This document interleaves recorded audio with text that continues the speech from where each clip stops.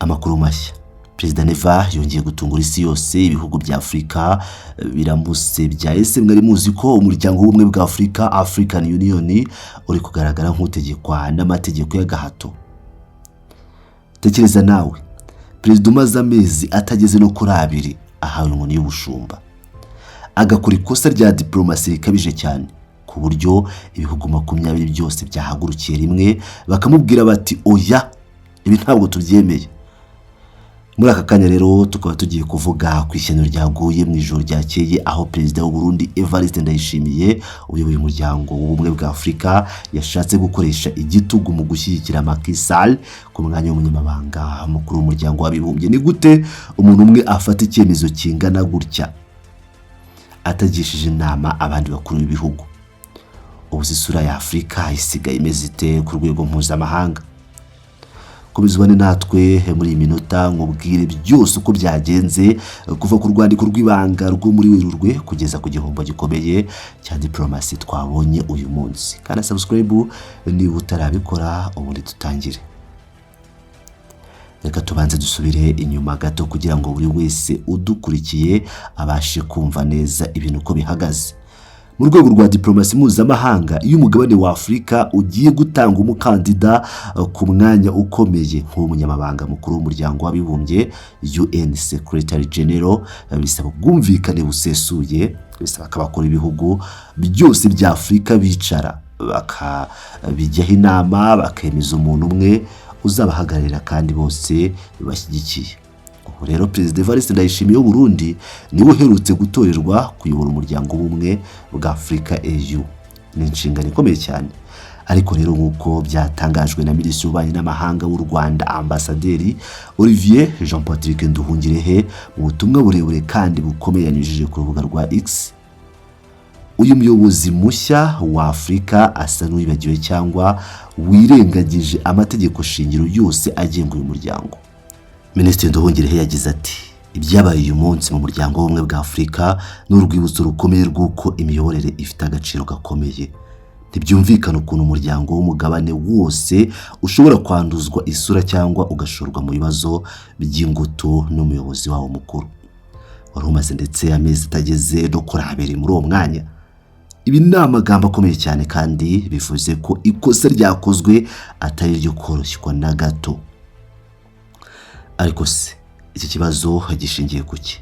Ese ibihugu byanze uyu mukandida Macky Sall wahoze ari perezida wa Senegal? Igisubizo ni oya.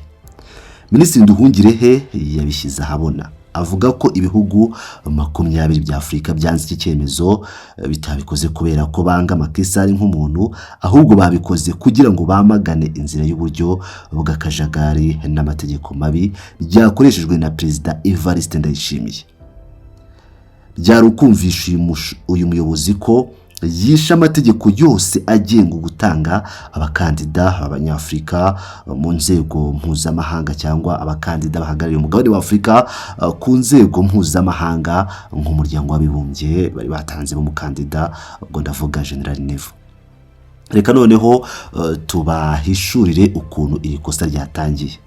Ibintu byose byapfuye kuva ku munsi wa mbere tariki 2 Werurwe umwaka wa 2026, aho uhagarariye Burundi mu muryango w'abibumbye UN i New York yafashe ikaramu yandikira perezida w'inteko rusange ya Loni.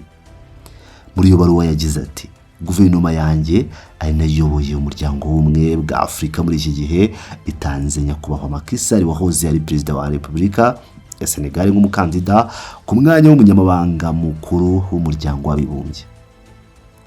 Tekereza nawe ukuntu ibintu biteye isoni mu rwego rwa diplomasi.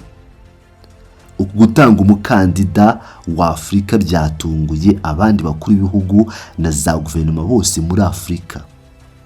Kuki byabatunguye rero? Nuko nta numwe muri bo wari wagishijwe inama na perezida wa EU ariwe Neva mbere yuko afata iki cyemezo gikomeye. Yabyibwirije yibwira ko kuba ari perezida wa EU bimwe mu burenganzira bwo gufatira umugabane wose icyemezo wenyine. Urumva nawe ko iryo ari ikosa rya mbere ndetse rinakomeye. Tugeze noneho ku ikosa rya kabiri. Iyo ufashe icyemezo kibi ukwiye gusaba imbabazi, ariko siko byagenze. nyuma yo gushyigikira izina rya Macky Sall i New York, perezida w'u Burundi Ndayishimiye yashatse gukoresha agahato ngo ashyire bagenzi be b'abakuru b'ibihugu ku nkeke ngo bemeze iri kosa rye ritagira gihamya. Byageze gute rero? Ejo hashize yatumije inama y'ibiro bikuru bya African Union AU Bureau. Muri iyo nama hitabiriye abandi banyamuryango babiri gusa. General Neva. Aba bantu batatu gusa bicaye bafata icyemezo cyo gushyira iyi ngingo ikomeye mu buryo budasanzwe bwitwa silence procedure y'amasaha 28 gusa. Reka nsobanure neza iki kintu cya silence procedure, cyangwa uburyo bwo guceceka, cyangwa inzira icecetse niba ariko wenda umuntu yabisobanura mu Kinyarwanda kugira ngo buri wese acyumve neza. Mu bya diplomasi, iyo bashyize inyandiko muri ubu buryo bivuze ngo dore umwanzuro twafashe, niba nta muntu ugize icyo avuga ngo urwanya mu masaha yagenwe, turafata ko buri wese yawemeye kandi ko uwo mwanzuro watowe cyangwa wemejwe ndetse ukemezwa bidasubirwaho. Nziraga ko mwakumvise. Mu yandi magambo, Perezida Ndayishimiye aho kugira ngo atumize inama y'abakuru b'ibihugu bya AU ngo abaganirize, abagisha inama ku nzira iboneye baganire, yahisemo guha bagenzi be amasaha 28 gusa. Yabatumyeho ngo nibahitemo kwemera bacecetse icyemezo cya AU kivuga ngo AU yishimiye kandi ishyigikiye bidasubirwaho perezida w'u Burundi Evariste Ndayishimiye, perezida wa AU muri uyu mwaka 2026, kuba yatanze umukandida perezida Macky Sall ku mwanya w'umunyamabanga mukuru wa Loni, cyangwa se bahitemo kubyanga bavuga breaking the silence. Aha rero niho ibintu byahinduye isura. Agahato nk'aka, aka gasuzuguro k'uyu muyobozi ukiyobora umuryango mushya, uyu muyobozi mushya, byari bikabije ku bihugu byinshi bigize umuryango wa Afurika yunze ubumwe, umuryango umwe bwa Afurika.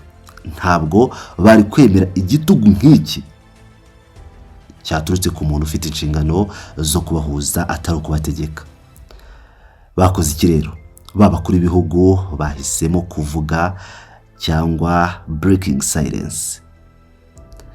Bahagurukiye rimwe bahagarika icyo cyemezo cy'igitugu, maze bibutsa Perezida Ndayishimiye ko umuryango w'ubumwe bwa Afurika ugengwa n'amategeko, rule of law, atari akarima k'umuntu umwe wibwiriza gukora ibyo yishakiye. Ubu ni ubutumwa bukomeye berekanye ko nta muntu uri hejuru y'amategeko y'umugabane. Ibihugu 20 byose bikaba byavuze biti oya, ntacyo mwigeze mutubaza kandi ntituzemera ko mudufatira ibyemezo mu masaha 28.